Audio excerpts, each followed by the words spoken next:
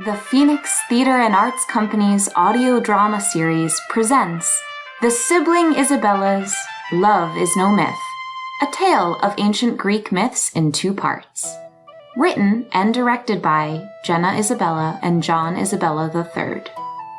For past episodes, upcoming events, and other information, make sure to visit our website at phoenixtheatreartsco.com. That's theater with an R-E. Without further ado, we give you Love is No Myth, Part 2.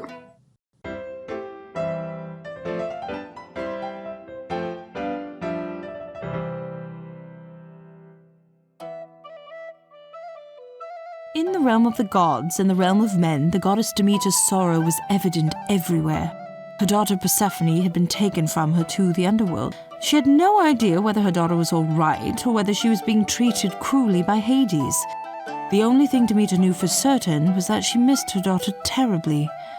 Her sorrow caused all crops to wither and die, shadowing the realm of mortals in famine and death.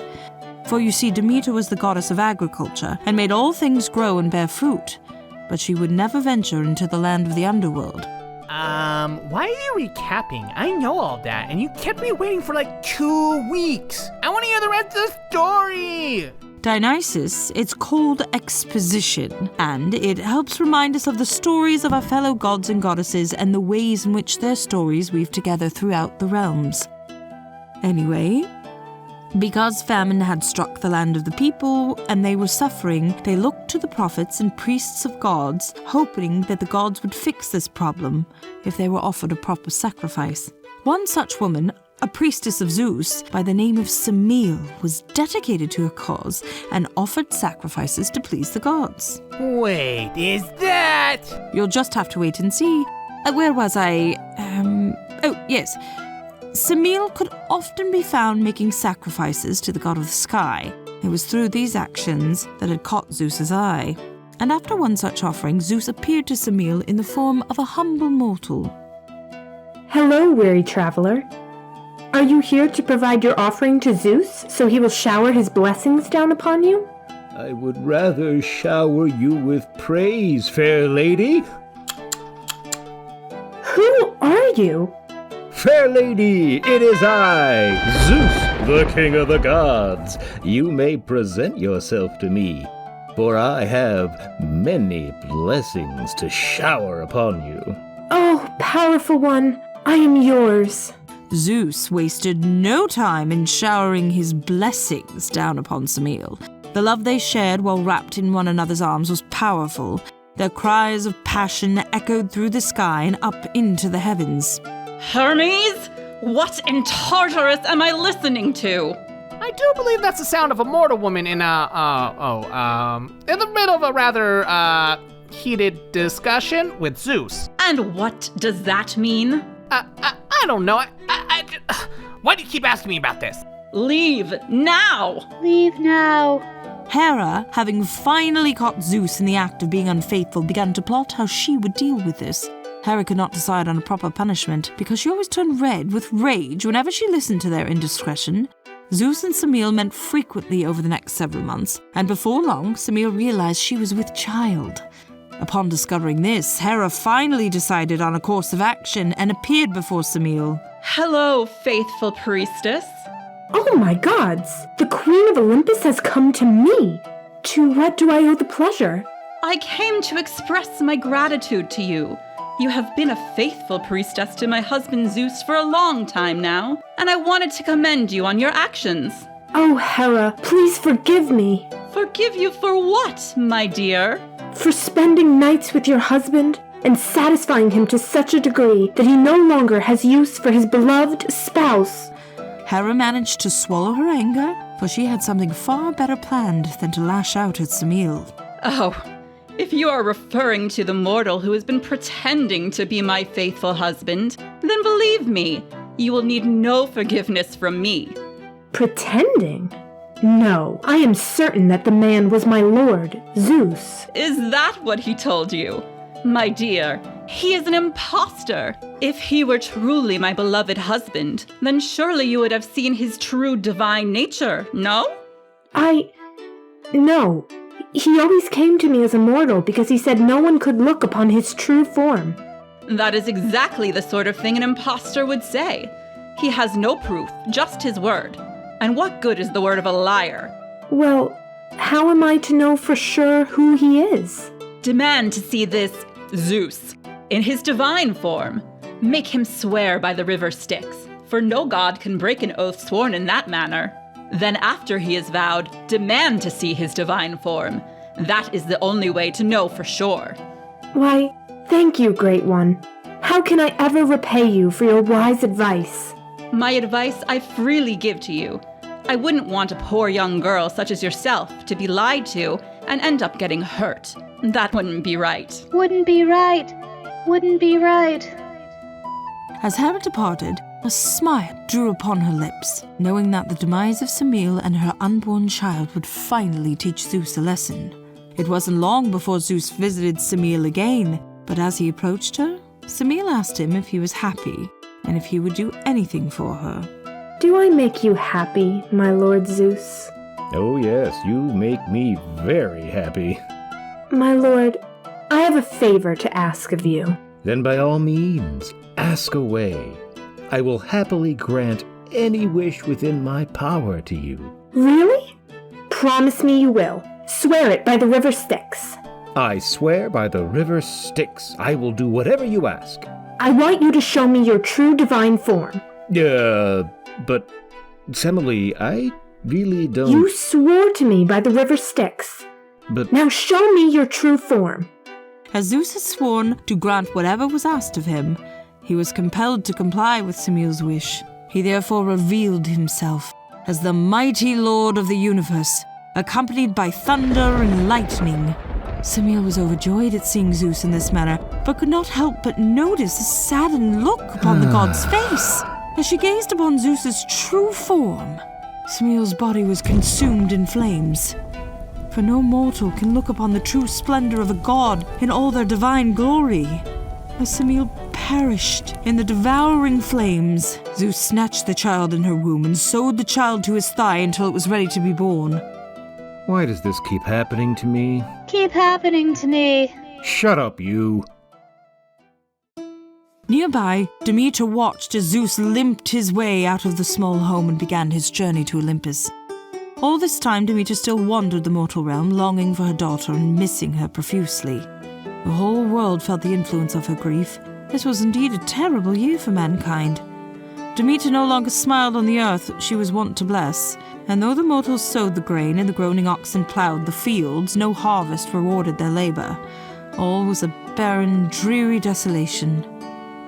One day as she wandered, she noticed a maiden washing clothes in the river. Demeter was immediately drawn to her, because although the rest of the world seemed to be in a perpetual mourning, this young nymph was happily humming to herself as she worked.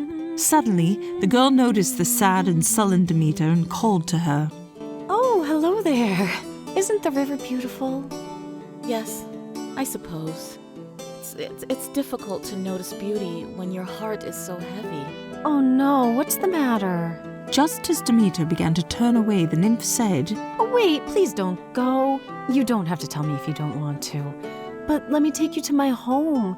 We don't have much, but I can offer you a warm meal, a place by our hearth, and the uplifting music my husband plays. Is that the song you were humming before? I didn't even realize I was humming. Anyway, my name is Eurydice, and I can speak for both Orpheus and myself when I say we would be delighted to welcome you into our home this evening. Eurydice led Demeter into her home. Upon entering, Demeter was welcomed with the aroma of supper cooking over an open fire and gentle music that filled the room. Come right in and warm yourself by the fire. Oh, don't mind him. That's just Orpheus, my husband. Orpheus was a renowned musician. It was said he was the son of Apollo and Calliope, for whenever he played a song, he could enchant those around him. When he sang to the sweet tones of his lyre, he charmed all nature and summoned round him the wild beasts of the forest, who, under the influence of his music, became tame and gentle as lambs. The madly rushing torrents stopped their rapid course, and the very mountains and trees moved from their places towards the sound of his entrancing melodies. Orpheus, darling, this is my new friend. Come and say hello to... Oh, no. Don't stop playing on my account. The gentle strummings of Orpheus's lyre quelled the fury within Demeter and seemed to take her out of her haze. Demeter finally realized that her inactions had brought hardship and suffering to the mortal realm. By failing to perform her duties, happy homes and families such as these were in trouble. And she thought to herself, What have I done? Eurydice and Orpheus greeted each other warmly, completely oblivious to the goddess's moment of self-discovery. Hello, dearest. I'm so happy you're home. And with a guest. Any friend of yours is a friend of mine. Orpheus said this as he warmly embraced his wife. It was obvious that Orpheus fondly loved Eurydice and that she was no less attached to him. In spite of the families that ravaged the land, their married life was full of joy and happiness. Come, sit by the fire while I prepare us some food. While this happy scene unfolded, Hera had been looking on, eager to make good on her vow on Mount Kithaeron that all nymphs would meet their doom at her hand. She began to plot Eurydice's demise. She summoned a venomous snake and concealed it in the long grass near the river. The next day, when Eurydice went down to draw water, she was bitten, the poison spreading quickly through her body. Orpheus and Demeter heard the nymph's cry and immediately ran outside. Upon seeing the serpent, Orpheus attacked, crushing the snake's head in a single blow. Demeter instantly spotted the distant figure of Hera laughing as she ascended into the heavens. My love, I cannot live without you. We will find each other one day in Tartarus. I can't just let you slip away. No, Eurydice, no, don't leave me. Eurydice died of that wound, and her mourning husband filled the groves and valleys with his piteous and unceasing lamentations. Beginning to feel sorrow for her host, Demeter decided to reveal her true identity to Orpheus in an attempt to comfort him. I have not been honest with you, and you have been such a gracious host to me. I am not a simple traveler. I am actually the goddess, Demeter. Learning the truth, Orpheus fell to his knees. Then you must have the power to help my wife. Please restore her to me. I do not have the power to bring your wife back from the dead. But then, how can I save her? I just want to look upon her smiling face once again. Demeter thought for a second before grimacing. The only god who has the power to bring your wife back to life is Hades. Please, speak with him. My wife didn't deserve to die so suddenly. I am not on speaking terms with Hades, but I can see to it that you gain access to the underworld. After that, you will have to talk with Hades directly. Oh, thank you, gracious one. With that, Demeter returned to Mount Olympus to speak with Zeus. She was granted permission to show Orpheus an entrance to the underworld, but the discussion about returning Persephone to her was much lengthier and far more complicated in nature. For you see, while Persephone did not wish to go to the underworld at first, Hades' affection and devotion soon proved how much he loved her. And during Persephone's time in the underworld, she had grown to love Hades as well. Though Persephone still longed to return to Olympus to see her mother, she was very happy in the underworld at Hades' side. This happy couple resided in the most unhappy place any mortal could ever go, and Orpheus was one such mortal. I will brave all the horrors of the underworld in order to seek an audience with the god of death and beg him to restore my beloved wife. As Orpheus descended into the depths of Tartarus, he strummed his golden lyre. Its heavenly music steeled his nerves and heralded his arrival. All who heard his song, for but a moment, forgot their sorrow and torment. Sisyphus ceased to roll his rock back up the hill. Tantalus forgot his perpetual thirst. Ixion's wheel halted in its revolution, and even the Furies shed tears, and withheld for a time their persecutions. Undismayed at scenes of horror and suffering which met Orpheus's view on every side, he pursued his way until he arrived at the palace of Hades. He knelt before the king and queen of the underworld. Your Majesties, I beseech you, allow me to play for you this song. I bear a broken heart, my world's been torn apart. Eurydice, my love, was taken from above. Now she walks the lonely way, so I come for her today. That was a beautiful, moving song, but you must continue to live your life as she would have wanted. Do not dwell on those who have crossed the river Styx. Beloved, since I have been by your side, I have known great love, and until now I did not think mortals could understand the depths of such true love. This mortal holds in his heart the purest and truest love. Could you imagine if I was taken from you with no hope of return?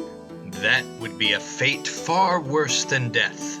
Then, can we not find some way to answer his plea? For me, dearest. Please. Only for you, my love. You said her name was Eurydice, yes? Indeed, Lord Hades. Very well.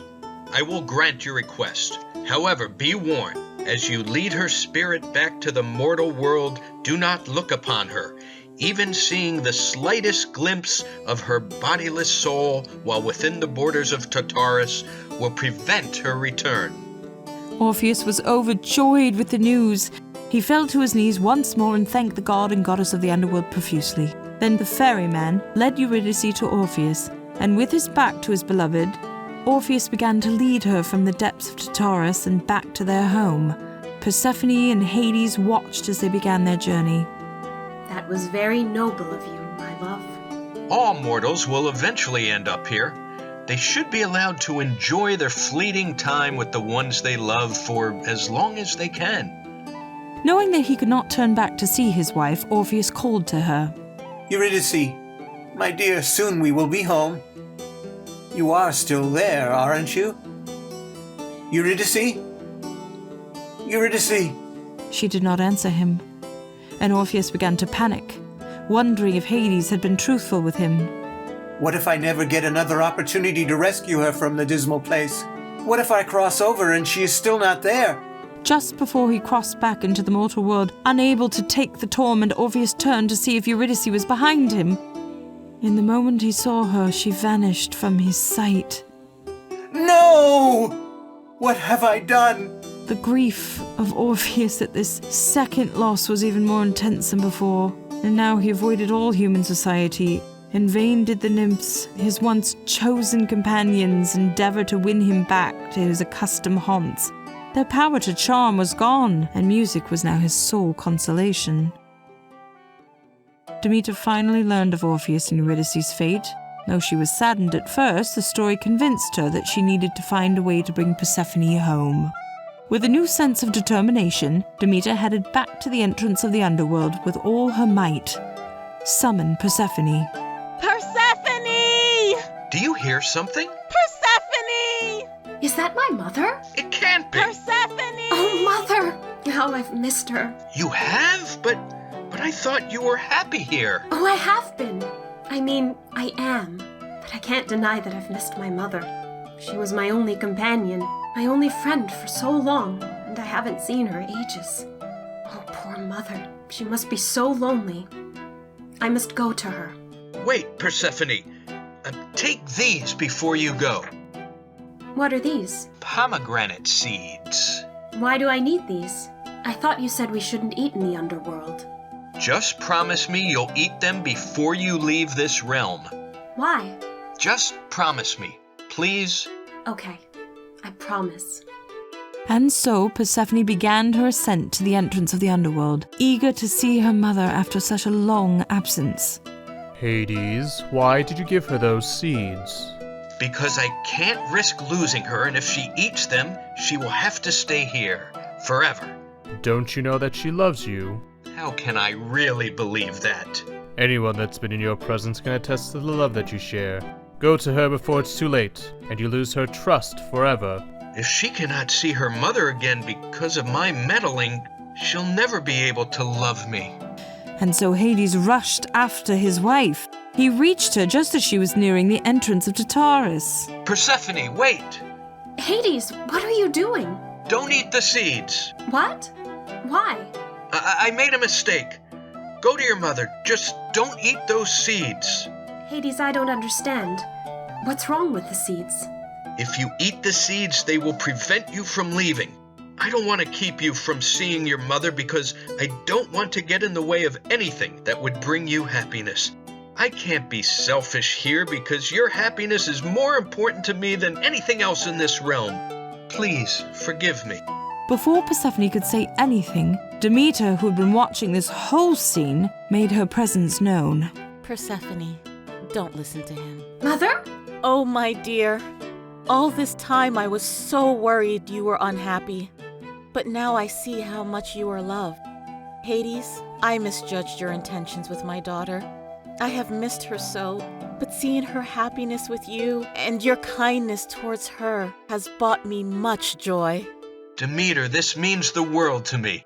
But I know Persephone has missed you and should be able to see you. I love you both, but I think there might be a third solution. I think the Almighty God of Thunder might be able to help. Suddenly, thunder and lightning struck, and Zeus appeared before them. Ladies, it is I, Zeus, the king of the gods. You may present yourselves to me. You, Dad? And what is going on with your thigh? Oh, sorry, honey. I'm not used to being summoned by family. And, don't worry about that. Okay, well, we need your help. I wish to be able to see my husband and my mother. Hades, what's the rule with food in the underworld? When you eat food in the underworld, you may never leave. Show me those seeds in your hand, Persephone. How many are there? 12. 1 for every month of the year. Eat only 6, Persephone. And then you will be able to cross into the realm of mortals and be with your mother for 6 months. And in those months, you and Demeter will restore the crops and harvest. The earth will be reborn. Will she ever be able to return to Tartarus? Of course. The other 6 months she will spend with you.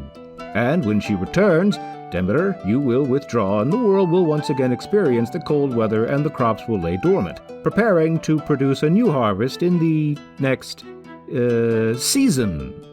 Hades, Persephone, and Demeter all looked around at one another with smiles on their faces. They could not deny that solution was logical and would make an acceptable compromise for all.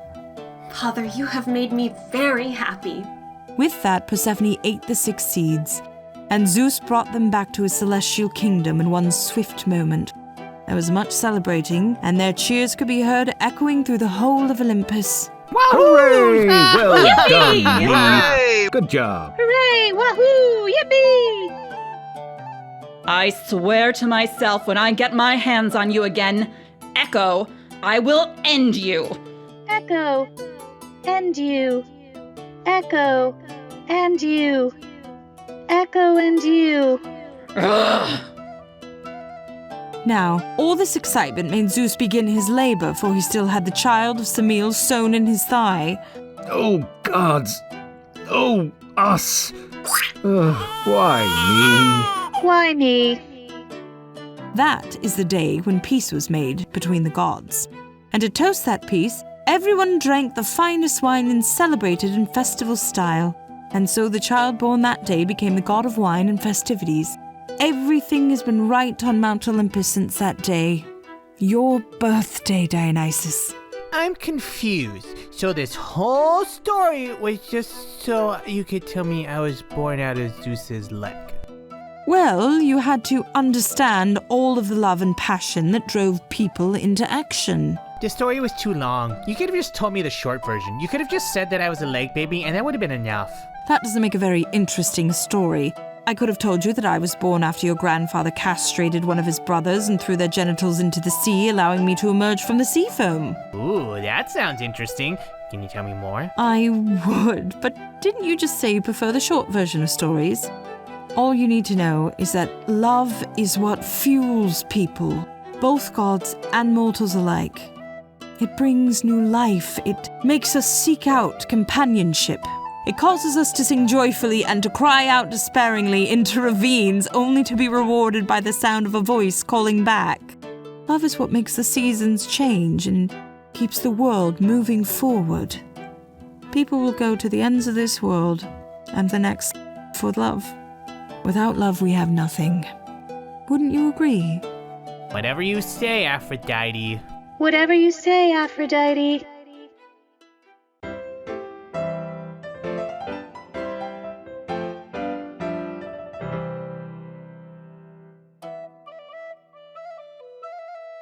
PTAC's audio drama series is a production by the Phoenix Theater and Arts Company. This week's episode, Love is No Myth Part 2, was written, directed, and edited by Jenna Isabella and John Isabella III.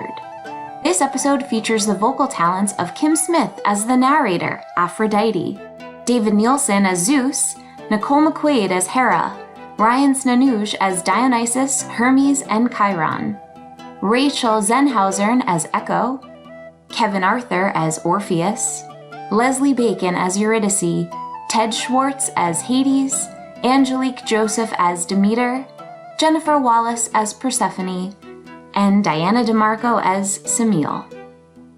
Song to Eurydice, composed and played by Kevin Arthur. Original PTAC music by Brian Sanishin. For a full listing of credits, visit us at phoenixtheaterartsco.com. That's theater with an R-E. While you're there, please consider clicking the donate link. That would be delightful. Have comments or questions? Email us at phoenixtheaterartsco@gmail.com or find us on social media. A very special thank you to our Patreon subscribers, with a shout out to those sitting in the box seats, Ken Shelby, and onstage seating, Margaret Thurston. We couldn't do this without you. Join us next time for The Secret Garden, Part 1.